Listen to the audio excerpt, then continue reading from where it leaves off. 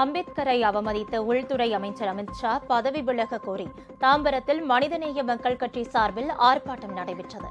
கட்சியின் பொதுச் செயலாளர் அப்துல் சமது, விடுதலை சிறுத்தை கட்சியின் துணை பொதுச் செயலாளர் வன்னியரசு உட்பட பல்வேறு கட்சிகளைச் சேர்ந்த ஏராளமானோர் இந்த போராட்டத்தில் கலந்து கொண்டனர்.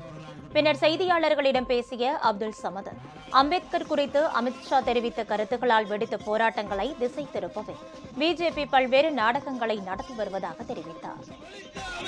இன்றைக்கு இந்தியா முழுக்க மிகப்பெரிய போராட்டங்கள் வலுப்பெற்றிருக்கக்கூடிய நிலையில், நாடாளுமன்றத்துக்கு உள்ளேயும் வெளியேயும் போராட்டங்கள் நடக்கக்கூடிய நிலையில், அதை திசை திருப்புவதற்காக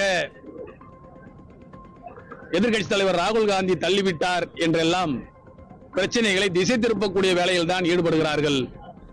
பாஜக மோடி அரசுக்கு நாம் சொல்லிக் கொள்வது, திசை திருப்பலிலிருந்து நீங்கள் பின்வாங்கி மன்னிப்பு கேட்டு பிரச்சனைக்கு முடிவு கொண்டு வர வேண்டும். அமித்ஷா பதவி விலக வேண்டும்